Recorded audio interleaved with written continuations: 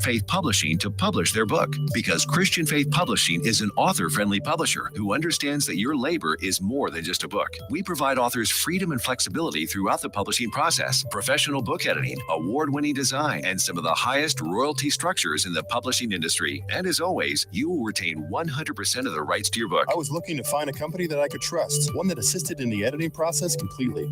The most important qualities that I was looking for was a publisher who was honest and upfront. No hidden costs or fees, and owning the rights to my own work. Christian Faith Publishing will publish, market, and sell your books in all major bookstores, online booksellers, as well as specialty Christian bookstores. Call for your free author submission kit. 800-978-4812. 800-978-4812. 800-978-4812. That's 800-978-4812. Out-of-date carpet giving you the blues? Tired of your old dingy and broken tile? Let my friends at the Floor Store in Cleburne, Texas give your home the makeover it deserves. This is Old Taco Joe coming to you for the Floor Store. Whether it's carpet, tile, wood flooring, or real wood laminate, the Floor Store can cover all of your flooring needs. Located at 405 West Henderson Street in Cleburne, Texas, owner Brent Harris can help. Shower tile, tub surrounds, even backsplashes. Give them a call today at 817-641-9444. The Floor Store, they got you covered. Here's important new information from the Diabetes Solution Center for you, a family member, or a loved one suffering with diabetes. If you have lost your provider, or if you need a provider for diabetic supplies, you may qualify to receive your diabetic testing supplies now with little or no out-of-pocket cost, regardless of your age. All you need is Medicare or private insurance to be potentially eligible. Call the Diabetes Solution Center right now for details. Just takes a couple of minutes. Our friendly, knowledgeable agents will give you free, no-obligation information, handle all the insurance paperwork, and make sure your supplies are delivered directly to your door for free. Call U.S. Medical Supply 24 hours a day. 800-597-9323. 800-597-9323. 800-597-9323. Call right now. 800-597-9323. Fast Track Student Loans can get your student loans out of default, stop any wage garnishments, stop collection calls, and stop seizure of your tax refund. Give yourself a break. Stop the stress and get your student loan payments down to as little as $25 a month based on what you can afford to pay. 800-709-4395. 800-709-4395. 800-709-4395. 800-709-4395.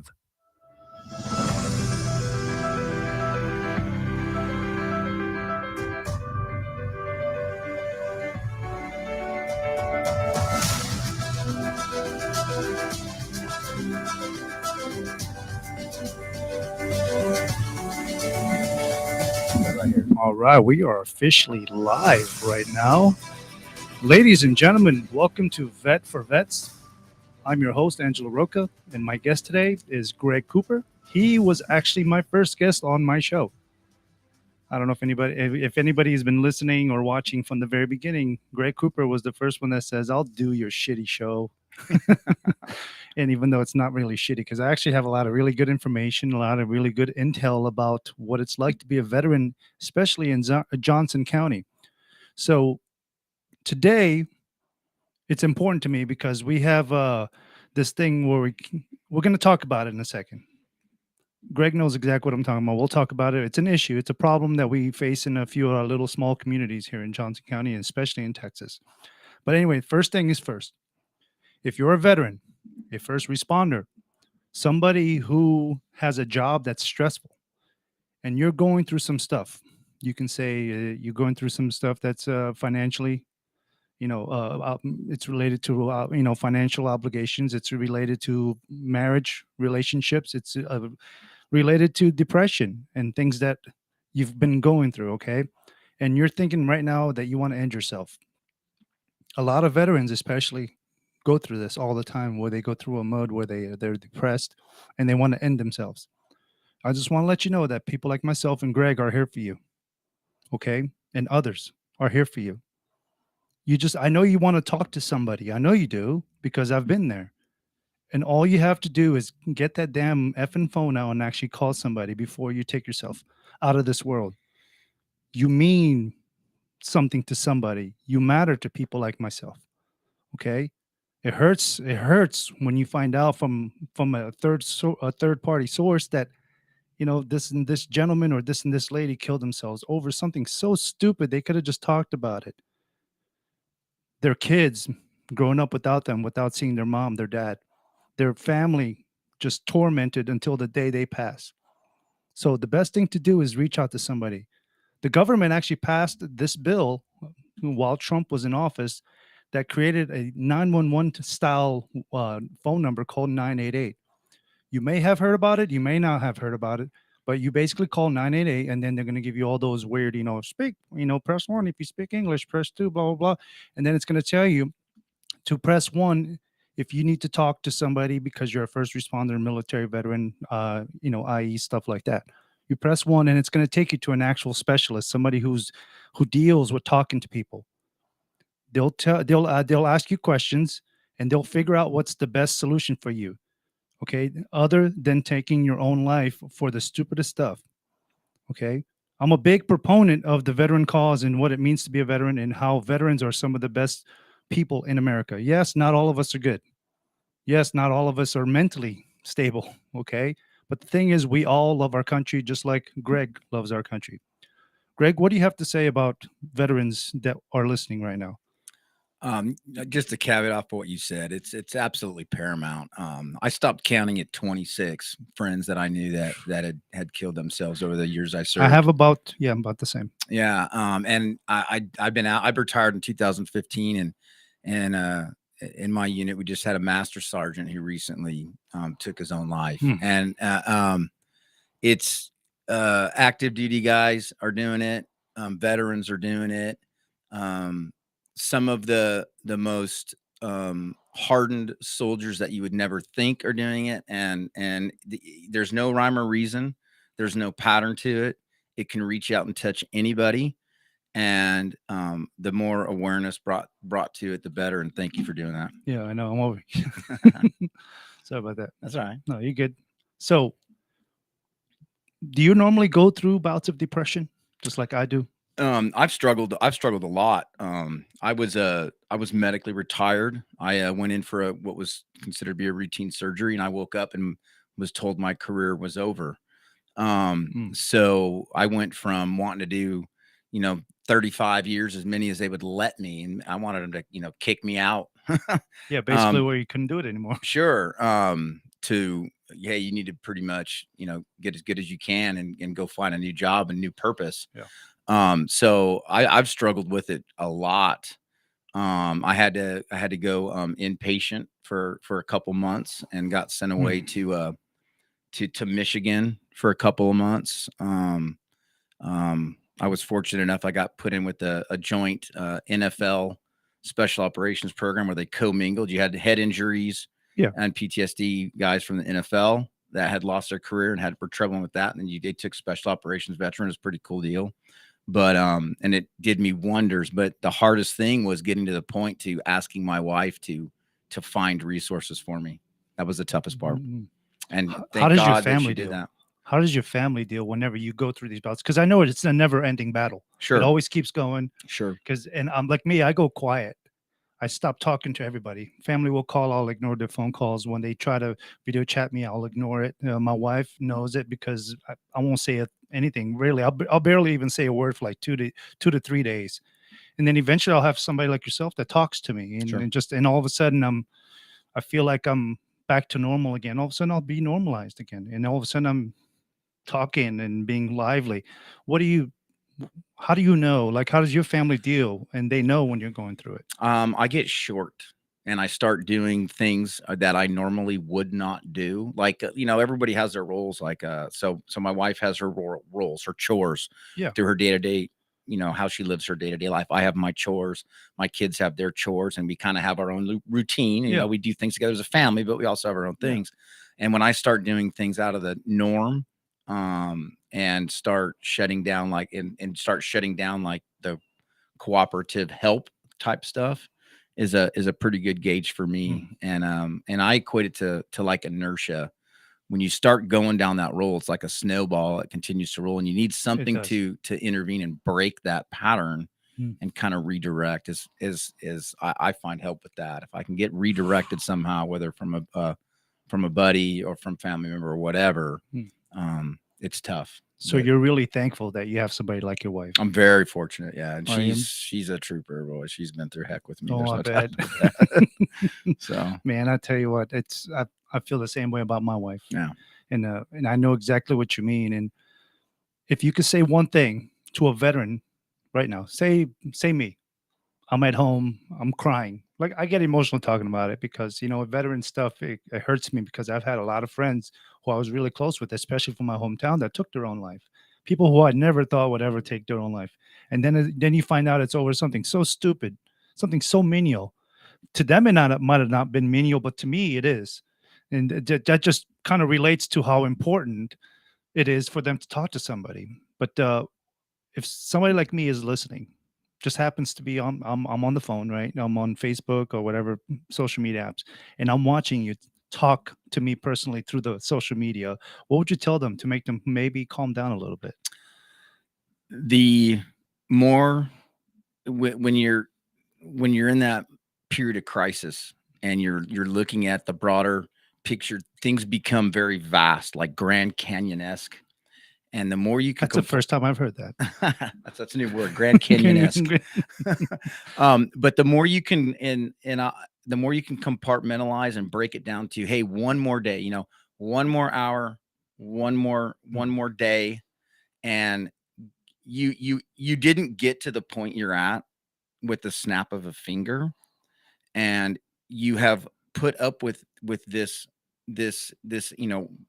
gorilla on your back for so long. So try to bring it back and look at the short term and get small wins. Vice Admiral McCraven gave a great speech one day. And he's like, everybody should start the day with making their bed, because everybody can make a bed and you get a small victory right off the bat in your day. And any compartmentalization you can do to start getting those small little victories to turn that corner, I think is paramount to somebody. So trying to get somebody to really, really narrowly focus on what they can win and what they can succeed at right now to begin that momentum away from that circling the drain. What if a veteran doesn't think anything they do is good? Like, what if they feel like they can never win anything? Look at the bigger picture. And they all chose to serve, and they all chose that there was something bigger than them out there. And think about the other people that they've impacted in their lives, whether they're close with them or not. We all know as veterans and in that kind of crowd that you won't talk to a guy for many years. You can reach out and it's like you never stop. It's like you were with them every day. Yeah, absolutely. If you choose to take that road, it impacts people that you cannot fathom. And I've never, ever tried to reach out for help and not been able to find someone that can hear me out. And that's the hardest thing is all your veteran buddies have already seen you at your best and your worst. Yep. That's just the reality of it. I agree. And I know personally, if anybody I served with, and any veteran for that matter of fact, but felt that they couldn't reach out to me to get help and decided to take that very final step, I would take it personally, and it would hurt me, and I am hurt by people that I would have hoped would have reached out and chose not to. So just remember, I promise that there's people that this will impact negatively across the board. Gracious. What made you decide to join the military? Back in the day, you're out of high school and you don't know what to do with your life. Maybe you did know what you wanted to do with your life, but what made you actually just step into the MEPS station or the recruiting office and be like, you know what? I want to do my time in the military. What was the ultimate reason? So I served twice. That's right. And so I graduated high school in 1990, and I partied all summer, like, like a party like it's 1990, right? Yeah. At the end of the summer, Iraq invaded Kuwait, and I hadn't really thought about going in the military that much. I was playing ball in school, but my father had served in the Marine Corps during the Korean War, and this was the early years of everybody has 24-hour news now, but I mean CNN was brand new. I'm not a CNN fan now, but back in the day that was the hotness, and That was, yeah. and I remember watching Marines deploy. I lived about an hour north of Camp Pendleton. I was watching Marines deploy CNN coverage to Iraq. Oh, where that night fire, where all the bullets and all the I remember seeing that on TV. So that came later. I was in basic training or boot camp for the Marine Corps when that happened. And they pulled us out of training, wheeled the TV into the quarter deck, and let us watch. And when the air war started, the first attack on Baghdad. When the air war started, and that was like, you talk about a coming to Jesus moment, boy. I'll tell you what, got real serious then. But it was kind of easy for me because I saw the seriousness of it, and it gave me a sense of obligation to do what I did. And then the same thing after 9/11 was the same thing. Now I waited a little longer after 9/11 because the first time it was over so quick. I said, well, let me make sure it's kind of a little more for real this time. So, and then it's funny. I did the opposite. After what I saw in the 1990s in the Kuwait-Iraq war, you know, where the U.S. is bombing all the Baghdad, and Iraq's gave up within like the first day, 24 hours, and that's all it took. And I thought when I got first deployed to Iraq, which I didn't even know why we were going to Iraq, to be honest. It's like, Osama bin Laden is not in Iraq. What are we doing here? Yeah. Right? But I didn't question it because, I'm just a young, blank-headed soldier. So, and then all of a sudden we get to Baghdad, we get to Kuwait, and then Baghdad, and the same shit is happening that I remember seeing when I was a little kid, except I'm actually there. Yeah. I'm watching the gunfire, watching these buildings collapse from the Baghdad airport, and I'm going, oh my God. I'm in the middle. I'm literally praying to Jesus every single day. Yeah. So, but yeah, I remember that was interesting. So how, between your first deployment and your first time in the service and the second time, which one would you say you remember the most? Well, the second one I was in for a lot longer. I finished my career in the second one. I did one deployment to Africa, to Somalia, in my first trip, and my first enlistment. I did 7 deployments in my second. Jeez, So I spent, I suppose, gone about 300 days a year. Oh my gosh. Very, very high tempo unit. Very, very busy. But it's weird. And I don't know if you feel the same way, but the longer you're out, you only remember the good. Yeah, you don't remember the suck. No, other than in a kind of a love-hate relationship. Well, I prayed quite a bit while I was deployed. Both times in Iraq and Afghanistan, I prayed. I mean, just hoping that nothing would happen. But it does get to a point where you're like, I just don't give a shit anymore. Yeah. Because you're up 24 hours straight. You're tired, but you still got to do your guard duty, and they're mortaring you, and you're like, you know what, screw it. If it's my time, it's my time. Yeah, it becomes a almost sadistic complacency, like a dark humor. Did you worry every time you got deployed? Every time you got on that plane before you landed in Kuwait or Baghdad or wherever you went, did you get worried every single time? Yeah, absolutely. And I mean, some of them are worse. So I deployed all different places. And I would find out our target sets about a couple months out, and and then we geared up our last couple months of training very specifically for the individuals we're going to be targeting. Yeah, we did the same. Yeah, like our border security, my units were mostly Iraq border. Okay, so that's we planned like where Kaust or northeast okay, around Connaughton, a little area. But yeah, that's pretty much what my units did. We just did border security and just protected Iraq from Iran. Yeah. So my worst trip was. There was 2 things. So in Iraq, my second trip, we started doing a big push and targeting a lot of high value targets in Sadr City. Oh, I heard about that. And we would cross a bridge coming out of the green zone, and those explosively formed penetrators,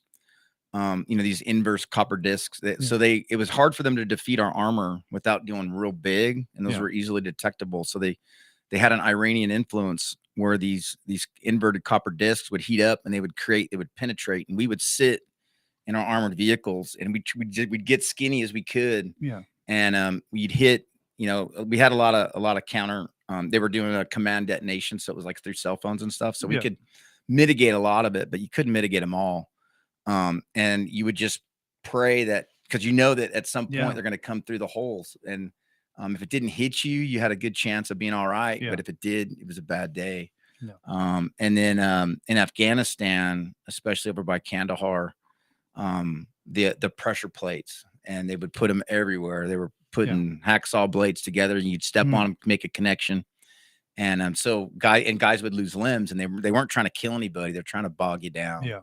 And so those two dynamics were the worst. If you were going to one of those areas, that was where farther away from going out, you started thinking about it a lot worse. Yeah, that's one thing I remember in Iraq is we heard stories. There were certain convoys where the vehicles or a vehicle would get hit by. Yeah, we would get hit by an IED, and the vehicle would stop, and that was just it's just a prank for them. What they did is they wanted everybody to stop, the convoy to stop, and then they would ambush the soldiers. They would try to shoot them, but our military got smart enough where there's like, you know what, if a bomb goes off, we keep going. We'll go a little further out, and then we come back and get the vehicle, because they noticed that ambushes were happening all the time. Sure. So ever been caught up in an ambush? So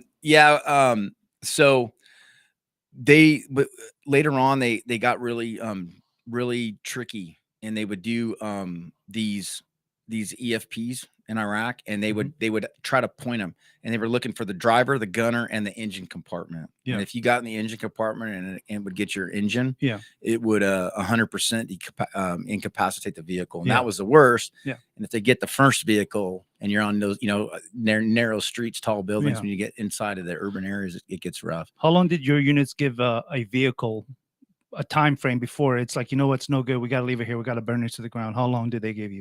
We never had to leave one on target. We could always recover it, because they gave us 10 minutes. Our unit is like, hey, our M109 howitzers or our Humvees or Strikers, if a vehicle is blown up by an IED, if it could still move, it's fine, but as long as you can fix it in 10 minutes.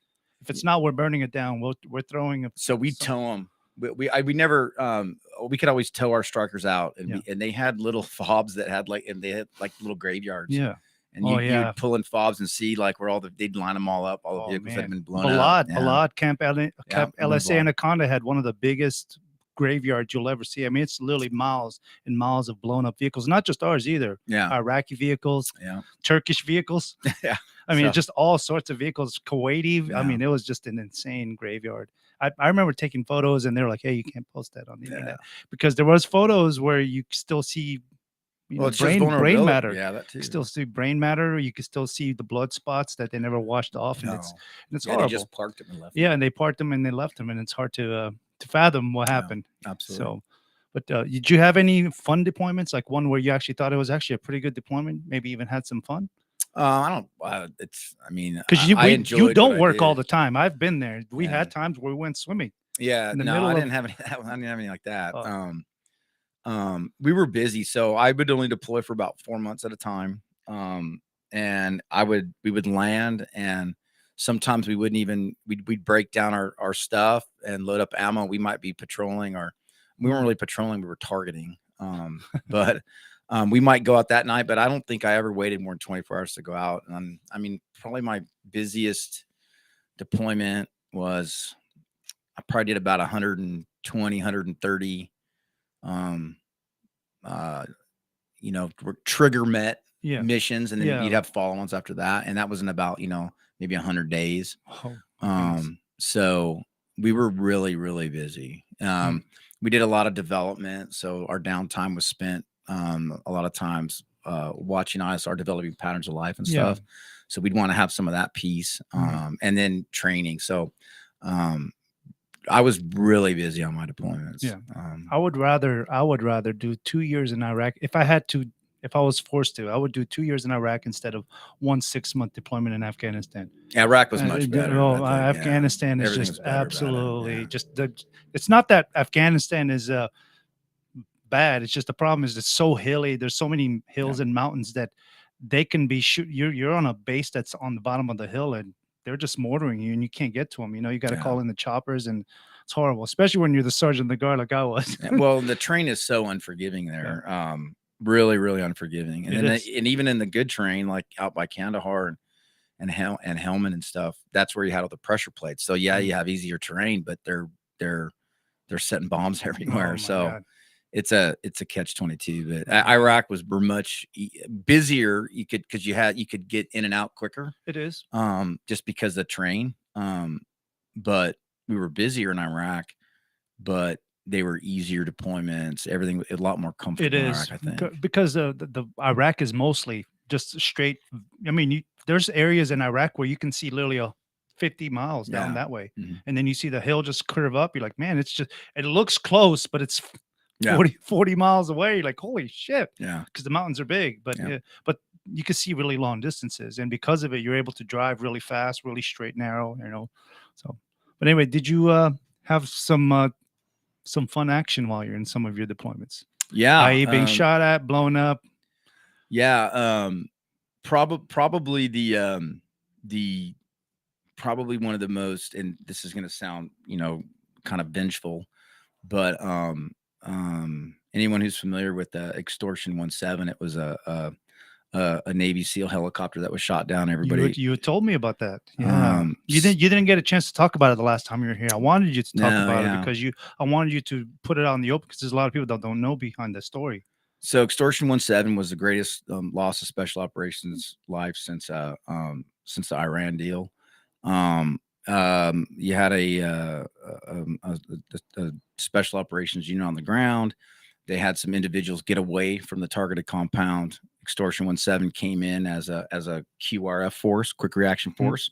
And before it could land, it was shot down by an RPG, hit the rear tail rotor, spun out and killed everybody. Everyone burned up. So I was in Kandahar at the time, and we were coming off target, and this was going on, and they had flexed the assault unit that was on the ground to go start recovering the bodies and see if anyone was alive. To see. And then we packed up and we shot. It was in a different part of the country, so we shot straight up there, and so we immediately started planning to go back in there, and because obviously we didn't get those high value targets, and so we went back in there, and we actually went in the valley, hit a bunch of these targets that were affiliated with this, and took care of those pieces. And then we moved in and fortified some structures and ended up staying there for a little while. And this was a very narrow valley, like you're talking about, but it was basically, we had pretty much as many assets as we needed on station, and it was to coax them out and pretty much stir that hornet's nest. And did you get the vengeance you needed? Well, that's bad. I'm trying to. Yeah. Oh, yeah. I mean, there's nothing. I love stories like that where they get their upcomings. I love it. Yeah. I mean, I don't want to say it's quid pro quo considering what was lost, but there was definitely some some repercussions for that entity. Well, you could say that about 9/11. I mean, sure, you had a couple terrorists kill over 3,000 Americans, and what they get in return, millions of lives lost. Absolutely. So, millions. I mean, I don't know what the numbers are, but it's up there in the millions. The Middle Eastern folks that were involved, anybody that attacked U.S., oh my God, the numbers are insane. Yeah. America's pretty forgiving, but once they decide to go down that road, it's pretty rough. It used to be forgiving. Now it's you have like the weakest human being possibly running the country right now. In American history. That's a whole nother. I'm glad I was fortunate enough to serve under some different presidents. 7 deployments. Holy shit. That's, man. Were you married at that time? I was married. I didn't have kids. Nice. I had kids. I came off my last deployment. I was going to get the next deployment off because I just have a kid. And I ended up having a surgery that I had been putting off for a while, and that's when my career went south. Oh, nice. Well, not nice, but I see what you're saying. How do your kids feel about your history in the military? They're young. So I'm like the cool dad during like career day. I bring in all my kit. Yeah. So I bring in some pretty cool stuff, That's cool. I'm like the cool dad during like career day at school. Oh, you wear your vest and I have a lot of kit, so our body armor stuff. So that's cool. But Yeah, we'll talk more about your family life maybe All right. after work. Maybe we can talk a little bit about godly. There we Thank go. you for tuning in to Vet for Vets. This is Angelo Rocha. We'll be back.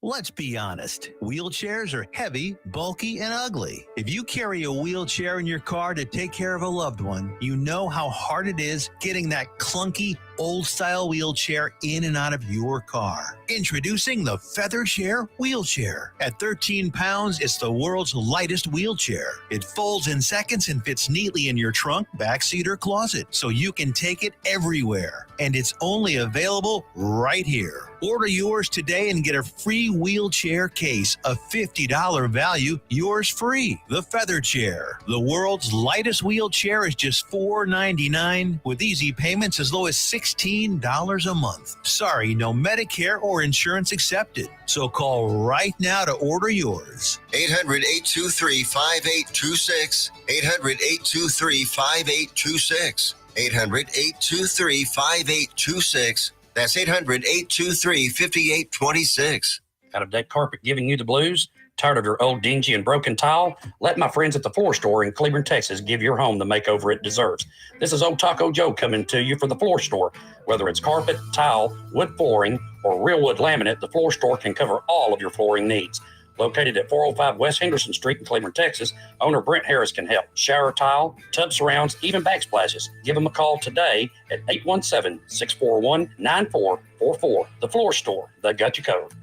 Fast Track Student Loans can get your student loans out of default, stop any wage garnishments, stop collection calls, and stop seizure of your tax refund. Give yourself a break. Stop the stress and get your student loan payments down to as little as $25 a month based on what you can afford to pay. 800-709-4395. 800-709-4395. 800-709-4395. 800-709-4395.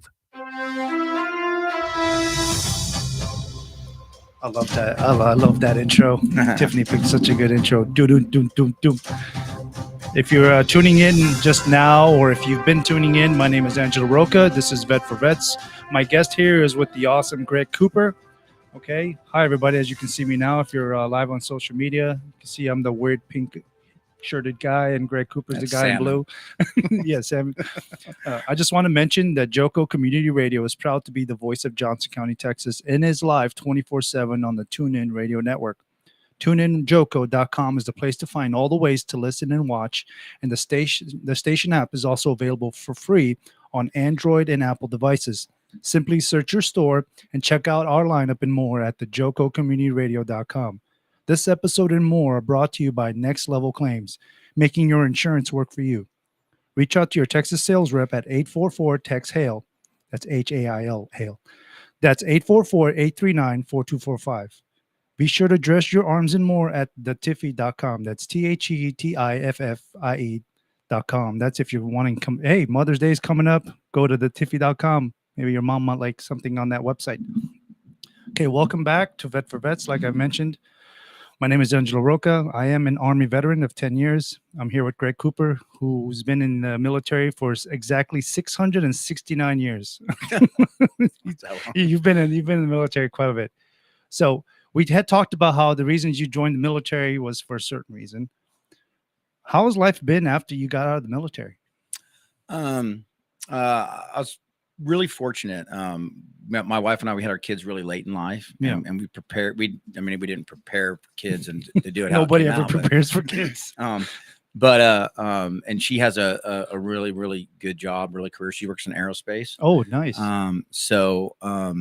I was able to spend a ton of time with my kids as they've grown up. They're in the 3rd and 4th grade now. Oh, nice. So I've gotten to do a ton of stuff, helping them out, volunteering to do stuff around town. I see you. Yeah. You go to all these little functions to do with politics, politicians, office positions and stuff like that. So having lost, and I would never want to run for office or anything like that, but why not?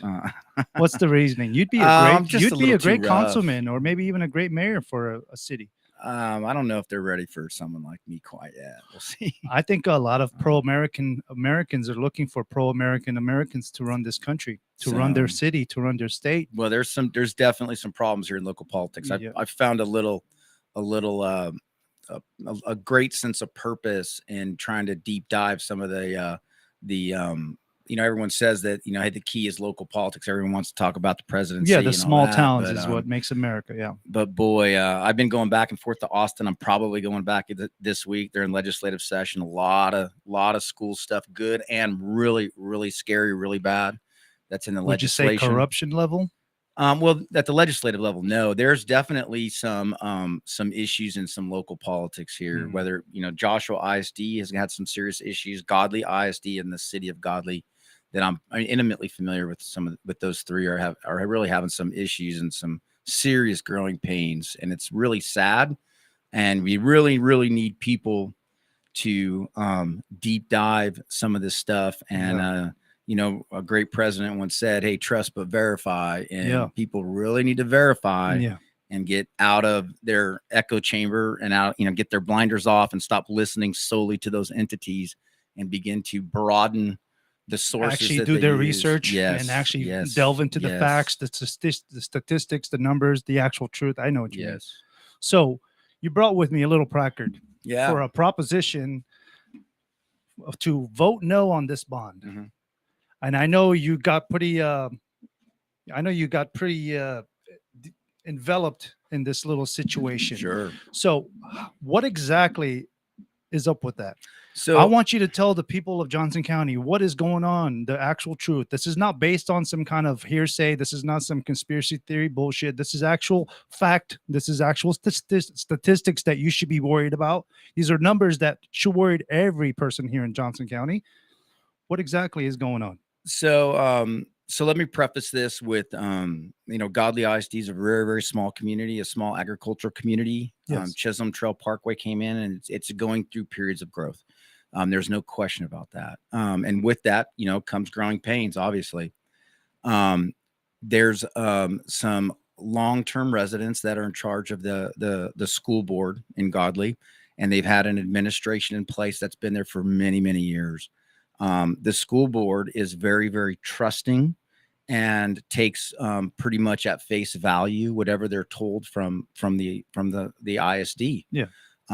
They don't want to listen to any competitive ideals. They don't want, and they're heavy athletic, agricultural, and non-traditional academics focused. And not that those things are bad, but there's a lot of proportionality problems with the focus. Yeah, it doesn't help everybody. Correct. So that means it only helps a certain few. All the rest are like, hey, what about us? Correct. So in 2021, Godly ISD passed a bond for $168 million. Now, to put that into perspective, this is a district at the time that had about 20. It's a small town. About 2,500 enrolled kids. Oh my gosh. So, and they sold this $168 million bond that this was preparing for growth, and that they were going to, prepare the community for growth. It included a new elementary school and a lot of academic space. Yeah. Their next bond, per their own data, was supposed to come out in 2026. So they were really building a massive competition basketball arena and a massive football stadium. Now, what they did is they commingled these with some academic space, which got them out of the requirement that would force them to disclose that these were athletic facilities. So they put some learning spaces in these. However, so this was May 2021. So March 2022, they called a special school board meeting at 7:30 in the morning on the day before Easter break, where the superintendent broke to them that they had gone way over budget, were having to cut out a bunch of stuff, and they were going to have to call a bond much, much sooner. So do you think they cut out the big basketball arena? No. Do you think they cut out the big football stadium? Absolutely not. Okay. So they cut out pretty much a lot of renovations all to the their stuff older that helps structures. the other kids. Yeah. Well, if you fix what people see as a problem, it makes it harder to ask for more money. Yeah. So after that $168 million bond, in the small community that Godly is, they are in debt $67,000 per enrolled child. Oh my gosh. To put that into perspective, the state average is 21,000. So That's they're 3 times. sure. Oh my gosh. They're $45,000 in debt per enrolled child, more than the state of Texas average. There's over 1,000 districts in the Where's state of that Texas. money going? Well, that's a good question. That's the question that's a everybody good wants to know. question. Where's the money going? Now if they had built everything they needed for growth and were in heavy debt waiting for the growth to come, there might be some sense with that. It makes sense. Yeah. Makes sense. However, here in 2023, they are now calling for an $889 million bond. They have 2,800 students. That's it. So that with interest will be $1.7 billion. For a small town like Godly? So to put this, that's insane to me. It's insane. And I encourage anybody, txschools.gov. You can research any ISD there and see what kind of debt they are in. Oh my. And if they reach out to you, I will provide any data on any of the bond debts. And there's a valid reason to use bonds to build responsibly. Yeah. But what they're doing is they're guilting the community into this is best for the kids, and they're out of proportion spending to what the community can support. Oh my God. So it's the city acting like they want alimony from their husband. Well, I mean, when you have giving the pity party, oh my God, it's about the child, it's about the kids. Yeah. When you have to hire the same media group that the Texas Rangers baseball team hired to get their bond passed in Arlington, to get a bond passed in little old Godly, you might want to recheck your true north. And you might want to see where you're going. I'll tell you this, their facilities are gorgeous. Their facilities are heavy athletic focused, and their facilities win national architectural awards. Yeah. However, what those facilities don't do is educate. For example, do you know that only 43% of Godly ISD students meet the grade level requirement for reading? That's pretty low. Only 35% meet the grade level requirements for math. Now, this is taper star results. This is not me coming up with it's numbers. not you just making up. Yeah. No. So the reality is that they are out of proportion spending on this bond. They are this media group and Huckabee, who's the architect, are consolidating very influential people, and they're partially telling the truth to get the predictable outcome that they want, which is basically, when it's all said and done, if the bond passes, let's pray it doesn't, Godly will be in debt well over $2 billion. How are they going to expect people to pay that? So their there's property taxes are already one of the highest in the nation. Well, funny you should bring up property taxes. Out of over 1,000 districts in the state of Texas, Godly currently, ISD currently, is the 11th highest in the state of Texas. Oh my. So and how many school districts are there in Texas, by the way? Well over 1,000. 1,000 different school districts in Godly. So there's only number 11. So it's really hard for an ISD to go over 50 cents per $100 on their debt. On their debt. Yeah. They have a maintenance and operations tax, which is their day-to-day functioning and most of their expenses. Yeah, and then they have a debt fund. They have a debt tax, which is called INS, interest and sinking. It's really, really difficult to go over 50 cents per 100. There's only 42 districts in the state of Texas that are at 0.5. Godly's one of them. And there was a podcast done the other day, and they were actually saying how lucky Godly is their max, so we don't have to raise your taxes. So these ISDs will sell this if they're not going to raise your tax rate. Mm-hmm. They sell this as growth pays for growth. What they don't tell you is if the debt's eliminated, your taxes will drop significantly. And the less debt you accrue, the faster your taxes will go down, or the sooner they can reduce your tax rate. Yeah. They blame it on the Central Appraisal District and property appraisals as why taxes are going up. and they don't tell you that they get these numbers and they determine their tax rates based on how much taxable revenue they're going to Yeah, it makes receive sense. from property. Yeah. So if they are if property taxes go up, $1 million this year, which they probably will. yes, and they're going to tell you that it's not going to affect your tax rate, then they would lower your tax rate to where you paid the same amount, or a no new revenue rate. But what they do is they leave it the same, or they lower it just a teeny bit to try to make you think they're doing you a favor. Yep. But they know this because they're doing their budgeting in August, and they get those numbers from the CAD, Central Appraisal District, over the summer. God. And it's not that they're lying, and it's not that but they're seriously not providing the totality of the situation and the totality of facts. And that's really Yeah, scary. And it's and really people, sad. And people are absorbing that. They're not even There goes right over their head. There is nobody at all that wants anything but the best for any children. But I'll tell you this: trillions or billions of dollars in debt is not what's best for children. And especially if your reading level is 43% and your math level is 35. Those are Joshua level numbers. Actually, Joshua's it's a joke. Oh. It's an ongoing joke with me and my wife. Oh, every time somebody says something kind of corny or stupid, we go, "Hey, let me guess, Joshua." Well, now Joshua has some problems too. And while they perform and manage their money a little better, Joshua has had some serious transparency issues. Where they have, unfortunately, really, the school board has hunkered down, circled the wagons, and made it difficult for a lot of moms that were having some really horrible experiences with their children, and the school district just didn't want to address it, and it's really weird. sad. It all comes down to leadership. Absolutely. It all comes down to the leadership. Absolutely. So there's a Georgia Wright Head and Angela Tolliver are running for Joshua. Hopefully they can clean that up. And Kata Lane and Nova Olson are running for Godly. Hopefully they can clean that up. Yeah. So, hopefully they make their point. Absolutely. I hope people get invested in those candidates.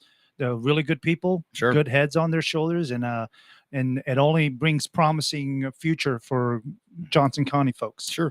And if I can real quick, veterans, we talked about suicide earlier. A lot of problems is looking for purpose. Start deep diving some of these politics. And I'm not talking about the rawness of the Friday night football game. No. I'm talking about what they're doing behind the scenes and how they're doing it. You can be greatly rewarded and make a huge difference locally by getting involved with that. And it's really been very beneficial to me and giving me some purpose, trying to educate. You get involved with the railroaders, don't you? Sure. We're talking about that next year. They're getting ready to start up here in a few weeks. So, or about 6 weeks now, I think. Yeah. So I did the railroaders last year. I brought vets and first responders out, and hopefully we can do a little bit more of that this year. That's awesome, man. Hopefully it goes, but I know it's exactly what you mean, because that's why I do this show. Sure. Because I feel like not that I have a purpose, but I feel like I should have the people of Johnson County tell their stories, especially veterans. No, that's awesome. And I want to bring on more family members of veterans, maybe veterans who've passed away, maybe veterans who've maybe even committed suicide.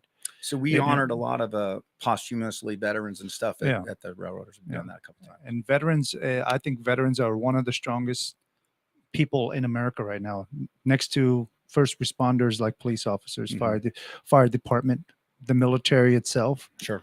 So, man, I hope everyone that's listening really, really pays attention to their veteran. I know sometimes you have wives out there, or maybe even husbands who have a spouse who's a veteran, who they don't really know them. They don't know what they're going through. It's just easier to just talk to them. And even if they don't open up, maybe call a friend of theirs and be like, hey, get John over there to call John, or whoever your husband is or your wife is. Because it's not only just men either, it's women. There's a lot of women veterans that they don't talk about.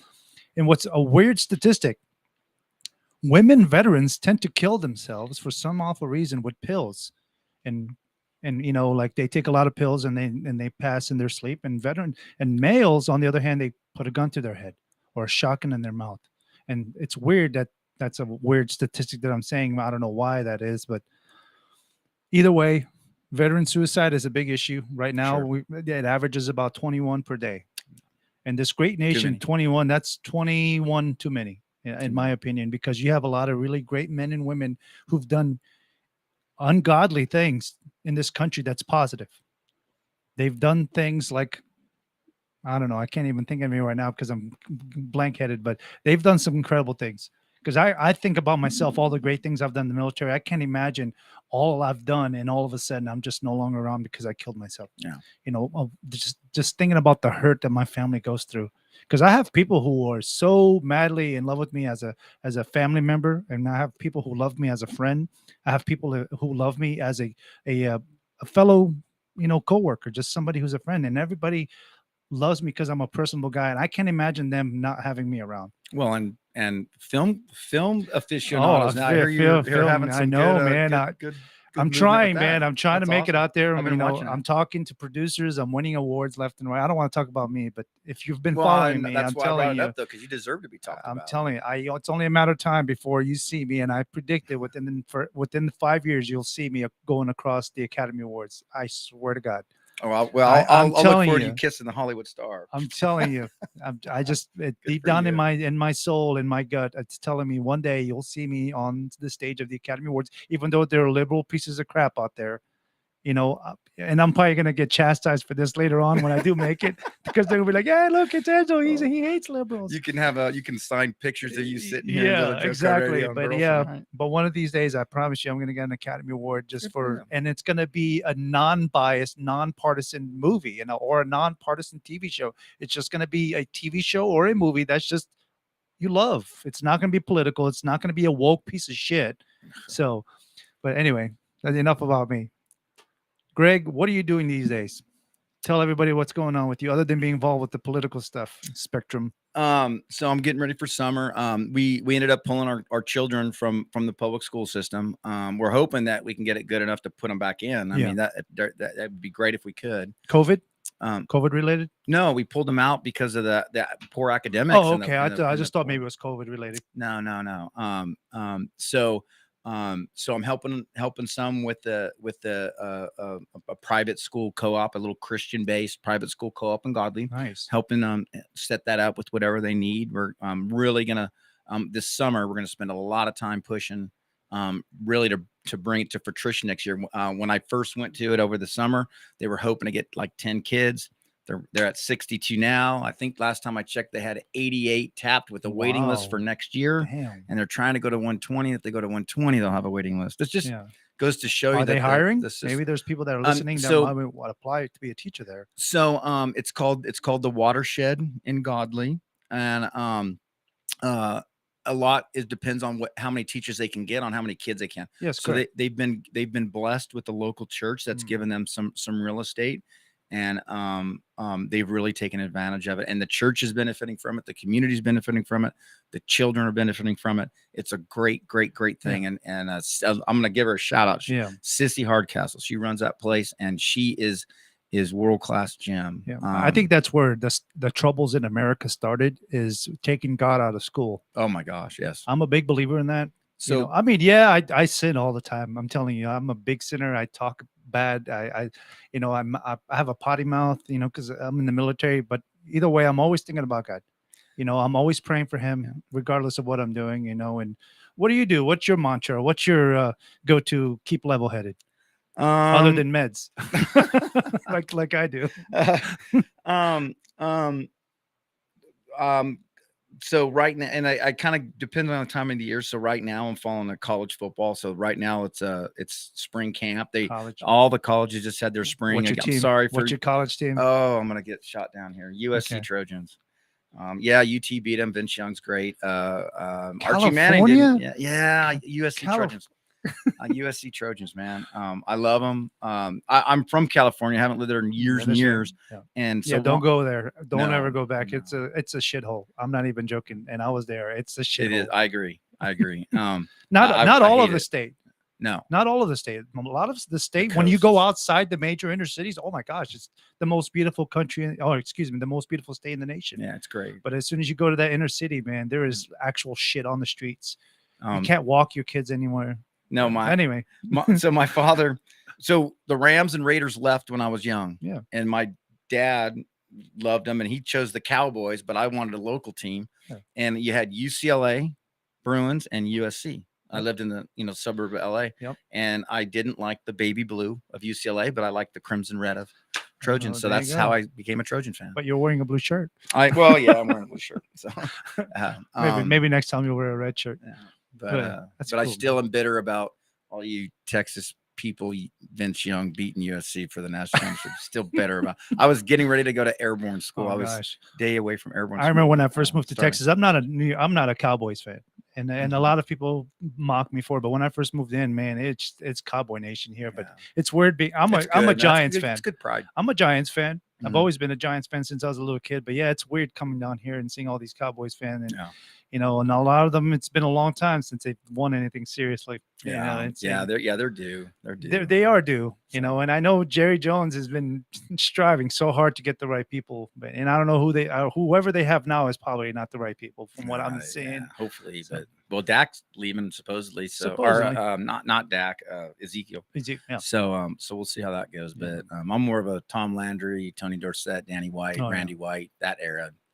Yeah, I just wish people in the NFL and play like the college. They're thinking about the actual sportsmanship of it all. Like the love of football. Over there, it's more financial. I can be a millionaire. That's the problem with the NFL now. And there are some that don't think about it financially when they're in the NFL, and they're usually the best players. Yeah. So just the fanfare of college and even high school. High school's great. High school Texas high school football. Sure. Oh my gosh.